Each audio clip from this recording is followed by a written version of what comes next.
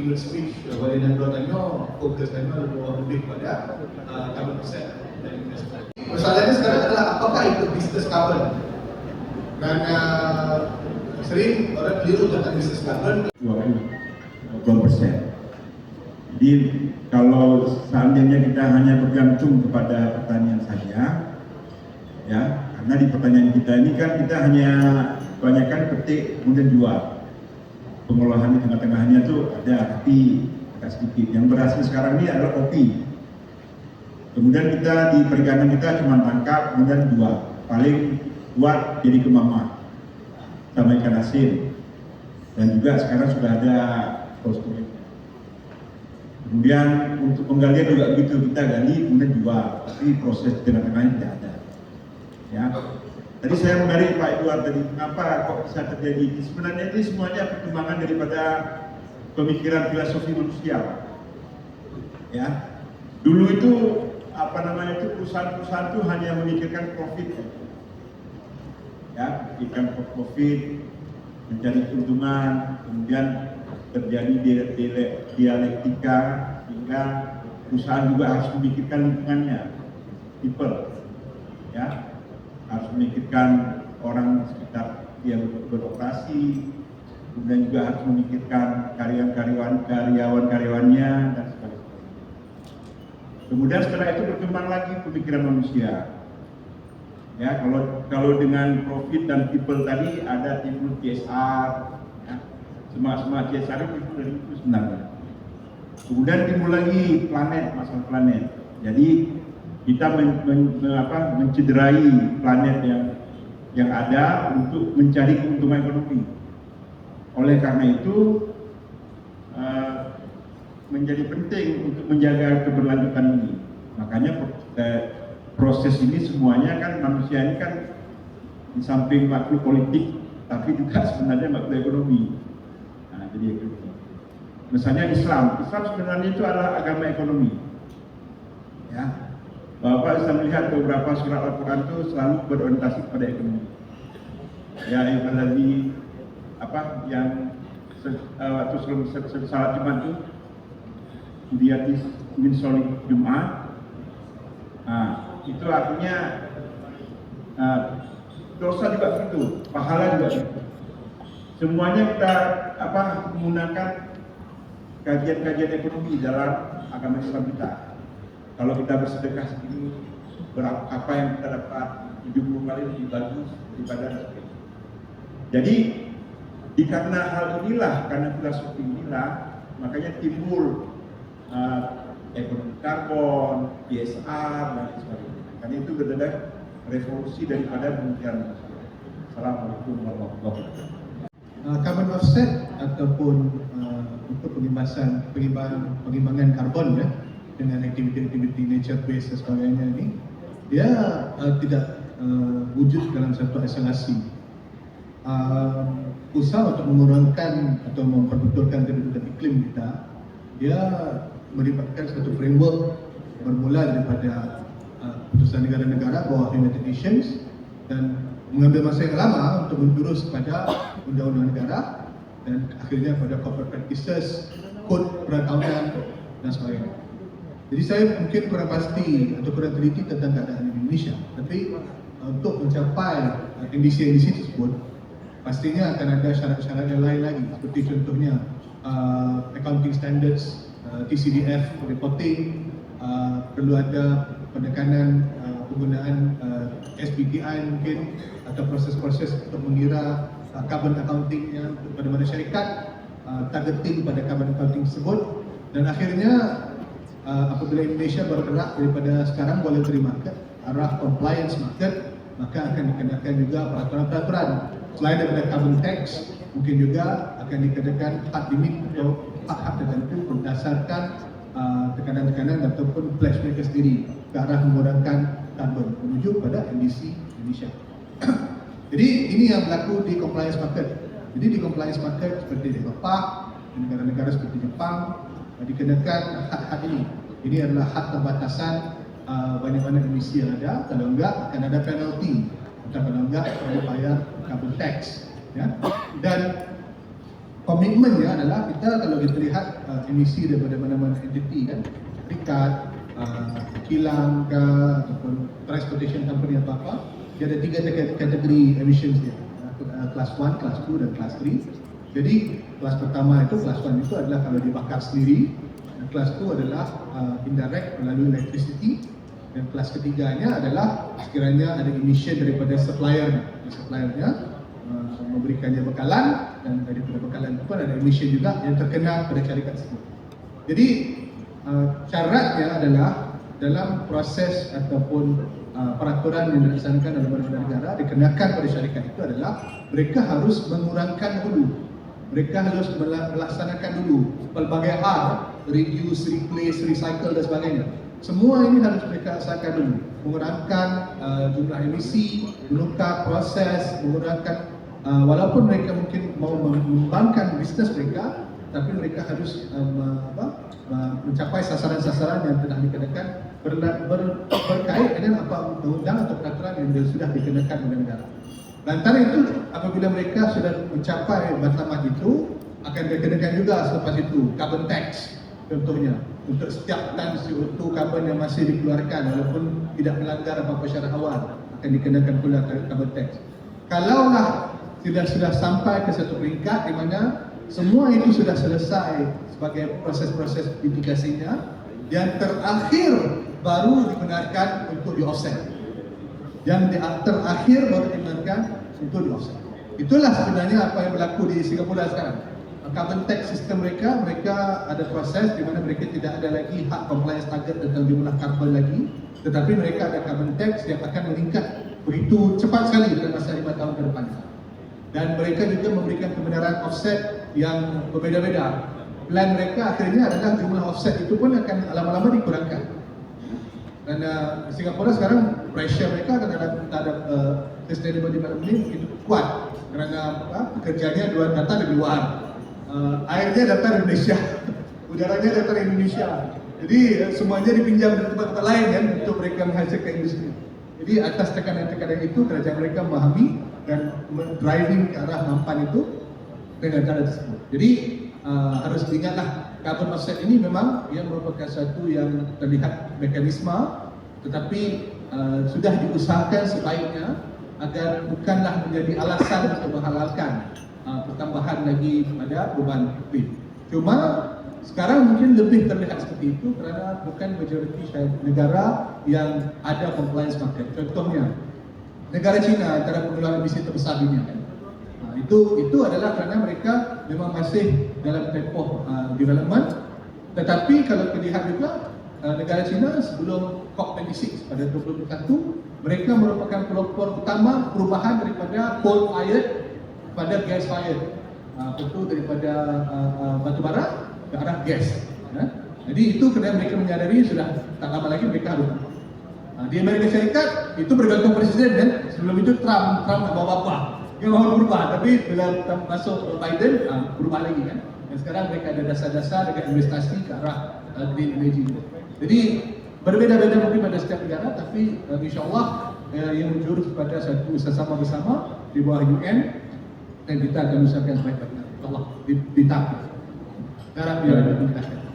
Baik, terima kasih Pak Akram. Cukup jelas ya bahwa carbon offset adalah the last choice ya, setelah usaha-usaha kita dilakukan dan tidak mungkin lagi karbon itu dihilangkan. Yang terakhir Pak Robi, silakan Pak Robi. Baik, terima kasih Pak Martunis. Saya jawab sekalian dua pertanyaan tadi dari dari Pak Hanafi ya, terkait dengan BCA ya, sama Pak BCA, Industri Jasa Keuangan. Kenapa membeli karbon? Prinsipnya mendasar sekali. Industri jasa keuangan sudah lebih dahulu berkomitmen untuk turut serta berkontribusi menurunkan emisi karbon. Nah itu dulu yang pertama. Meskipun mereka tidak secara langsung menjadi industri atau pelaku usaha yang memproduksi karbon. Misal pada saat 26 September 2023 lalu, Bank Mandiri itu di bursa karbon membeli 3.000 ton karbon. Di mana Bank Mandiri mengeluarkan karbon? bakar batu bara tidak. Tapi kementerian terkait sudah melakukan penilaian terhadap pelaku usaha dan itu pada akhirnya terbitlah batas atas emisi dari pelaku usaha tersebut. Nah, misalnya batas atas emisi pelaku usaha tersebut 10. Mungkin industri jasa keuangan hanya 2. Mungkin BCA hanya 2. Mungkin Mandiri hanya 4. Tapi sudah punya komitmen untuk net zero emisi. Mereka lakukan dari sekarang. Yang tadinya kita komitmennya di tahun 2060 secara nasional, target kita adalah net zero emisi. Nah, kemudian perdagangan karbon ini agak berbeda karakternya dengan perdagangan saham. Kenapa? Karena sifatnya masih volunter. Nah, kalau perdagangan saham itu kan dia aktif sekali. Kalau perdagangan karbon, dia akan muncul begitu ada yang terkena batas atas emisi, maka dia menjadi mandatori. Tapi kalau belum lewat batas atas emisi, dia belum menjadi mandatori, sifatnya menjadi volunter. Artinya dia boleh beli karbon, boleh tidak, karena masih dalam ambang batas toleransi threshold. Nah, kemudian posisi bursa karbon kami melihatnya ini salah satu bentuk pengendalian. Kalau kita tidak memberikan batas atas emisi, maka industrinya tidak terkendali memproduksi karbon. Nah, lantas apa reward, apa penghargaan bagi industri yang bisa menurunkan emisi karbon? Disitulah yang menjadi peluang adanya perdagangan karbon. Pertama, bagi industri yang tadi yang mungkin dari dalam paparannya Pak Akram melakukan sekuestrasi karbon, yang bisa melakukan penangkapan karbon, dia boleh menjual. Nah, tapi untuk melakukan itu uangnya kan nggak kecil, investasinya kan nggak kecil. Lantas apa penghargaan bagi perusahaan itu yang bisa menurunkan emisi karbonnya?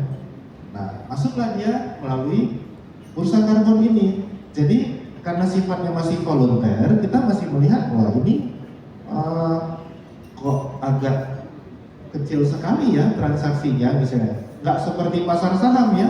Pasar saham dipakai orang untuk spekulasi. Di sini tidak untuk jual beli kembali, mereka pakai untuk memenuhi ambang batas threshold, batas atas emisi. Nah, jadi nggak dijual kembali, belum ada yang menjual kembali. Nah, kemudian terkait dengan bursa karbon, kalau kita melihat kayak Korea, Malaysia, kemudian Singapura, itu baru terlihat transaksi perdagangan aktif setelah setahun. Tapi apakah transaksi perdagangan aktif itu setelah setahun terjadi begitu tiba-tiba? Enggak juga. Dari sistem dan regulasi mendorong penerapan batas atas emisi ini yang harus memiliki nilai impost sanction-nya. Jadi yang melanggar batas atas emisi akan ada kena sanksi. Nah, supaya perusahaan terhindar dari sanksi, dia harus turunkan. Kalau dia tidak bisa menurunkan dari sisi infrastruktur yang mahal, dia beli kredit karbonnya di bursa. Sederhananya begitu, Pak Hanafi dan Pak Edwan, semoga bisa diterima dan memuaskan jawabannya. Terima kasih. Wassalamualaikum warahmatullahi wabarakatuh. Sudah close untuk keempat narasumber kita. Bapak Ibu sekalian, saya sudah diingatkan oleh panitia, sesi ini berakhir di jam 3.23. Mungkin Bapak Ibu sekalian nggak kelihatan ya, adanya di depan. Wah, selamat datang nih Pak Yusri dan Pak Imam. Ya. Tadi saya mau ikut juga Pak leadership investasi di Aceh, itu mohon di scan, kemudian mohon diisi. Ini juga bagian daripada evaluasi ease of doing business di Aceh itu apa. Jadi Bapak Ibu sekalian terkait dengan apakah ada investor yang nggak beli investasi itu akan menjadi masukan bagi kita. Mungkin itu jawaban singkatnya. Tapi Bapak Ibu sekalian, diskusi ini sangat singkat. Tujuan kami sebenarnya hanya untuk menimbulkan curiosity, keingintahuan kita terkait dengan isu investasi hijau yang salah satunya tema yang mengembangkan carbon credit. Carbon credit ini bagaimana bisa menyebabkan investasi ada di Aceh melalui skema carbon credit ini. Saya kira semua narasumber akan sangat senang apabila dikontak lebih lanjut untuk membicarakan lebih detail, sehingga gara-gara kita punya pengetahuan lebih baik yang dipicu oleh diskusi ini, maka relasi investasi kita akan lebih banyak di Aceh. Demikian, mohon maaf sebagai moderator untuk memandu acara ini. Kami sebelum kita akhiri, sekali lagi kita beri aplaus kepada 4 narasumber yang berdebat. Wabillahi taufiq wal hidayah. Assalamualaikum warahmatullahi wabarakatuh. Saya kembalikan ke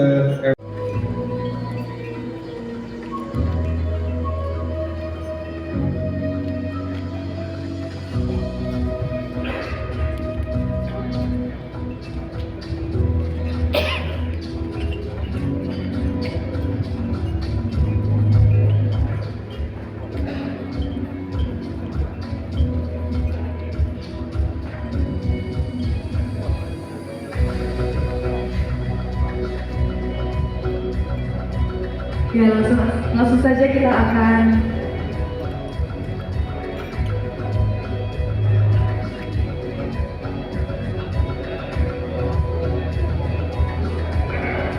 silakan penyerahan souvenir dari Bank Indonesia oleh Pak Yon Widiono kepada panelis.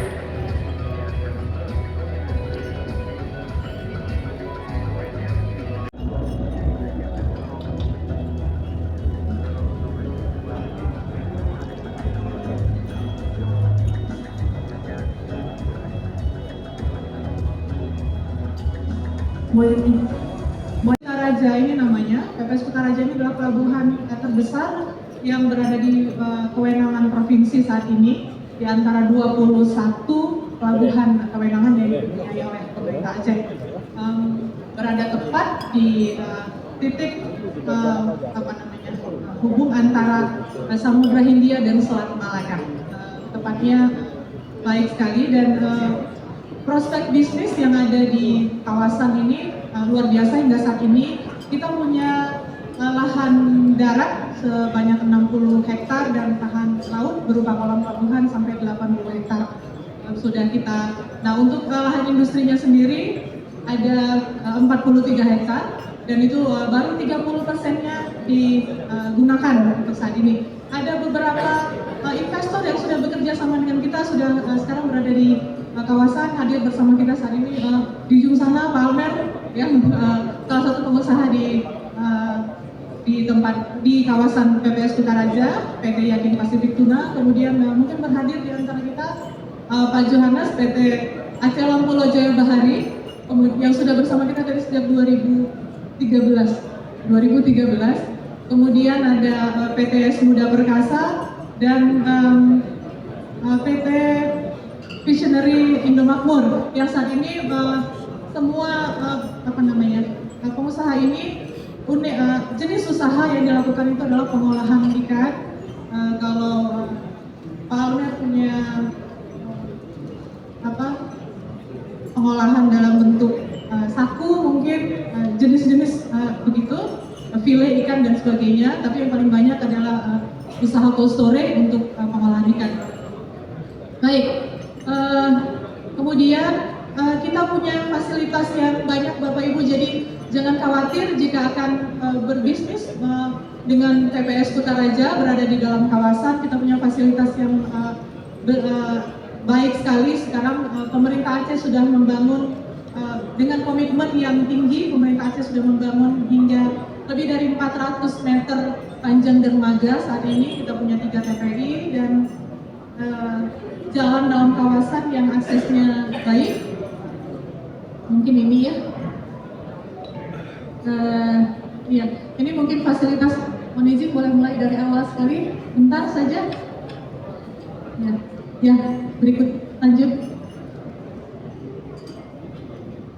Nah, ini yang sudah kami sampaikan tadi, mungkin Bapak Ibu bisa melihat posisinya di Kota Banda Aceh. Nah, ini 2 gerbang kita. Boleh selanjutnya. Nah ini adalah produksi kita yang setiap tahun naik. Tahun 2022 ada 23.700 ton produksi dalam satu tahun.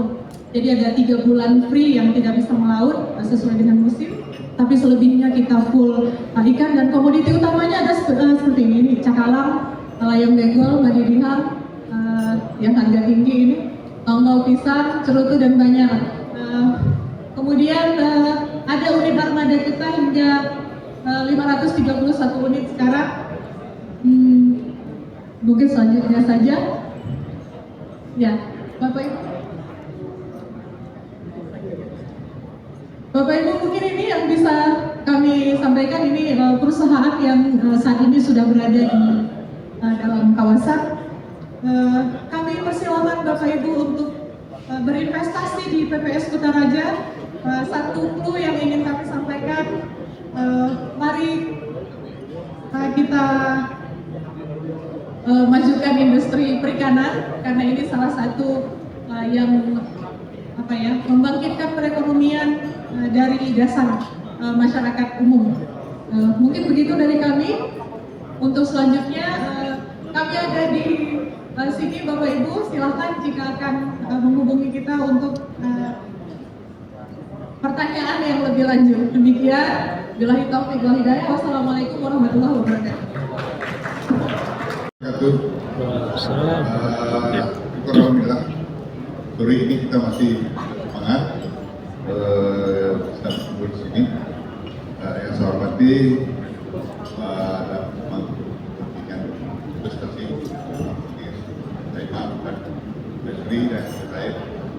Welcome semua kawan-kawan. Dominic, welcome. Again, I hope today or this time we can discuss one more step forward. Baik, di sini ini overview saja. Setelah briefing di sebelah, saya akan menyampaikan apa sih yang disebut PT Pembangunan Aceh itu. Sebenarnya PT Pembangunan Aceh ini